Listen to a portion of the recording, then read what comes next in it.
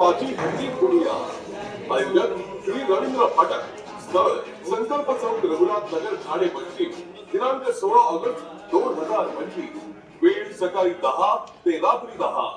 नाही, दरवर्षी आम्ही गोविंदा पथक आणि गोविंदाचे मंडळ या दिवसाची वाट बघत असतात आणि संकल्प प्रतिष्ठान हे 20 वर्ष साजरं करत आहे आणि आम्ही प्रत्येक गोविंदाला मान सन्मान देण्यासाठी आमचं मंडळ प्रयत्न करत असतं आणि त्यांना चांगला सुविधा ते वर्षभर 6 महिने 8 महिने मेहनत करत 2-2 महिने आधी मेहनत करत असतात.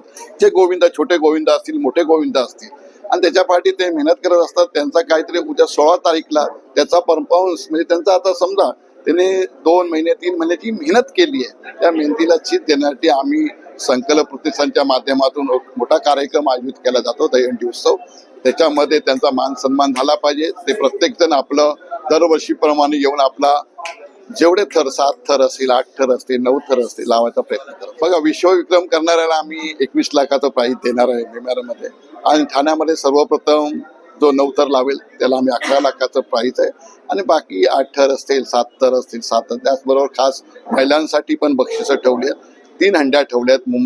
मुंबईसाठी 1 ठेवली आहे, ठाण्यासाठी 1 ठेवली आणि महिलांसाठी 1 आहे. दरवर्षीप्रमाणे संकल्प प्रतिष्ठाने 3 दहीहंड्या करत असतो आणि सगळ्यांना मान सन्मान देत असतो.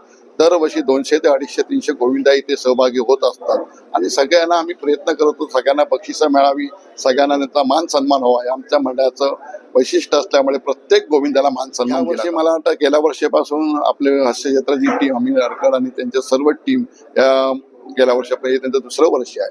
मला वाटतं संपूर्ण टीम या वर्षी पण त्यांची असेलच आणि मराठी कलाकार सगळेच या स्टेजवरती परफॉर्मन्स करणार आहेत. आता त्यांची नावं तुम्हाला हळूहळू उद्यापासून मिळाली जातील. त्याचबरोबर हिंदीमधील माझे सर्व मित्र जे दरवर्षी येत आहेत ते दरवर्षी येणारच आहेत. त्याच्यामध्ये काही प्रॉब्लेम नवीन आणि वाढत जाणार आहेत. त्याचबरोबर आमचे महाराष्ट्राचे मुख्यमंत्री सन्माननीय देवेंद्रजी फडणवीस साहेब, उपमुख्यमंत्री आमचे नेते सन्माननीय एकनाथ शिंदे साहेब आणि अजित पवार साहेब आणि सर्व माझे सहकारी मंत्री आमदार या मंडळाला भेट देणार.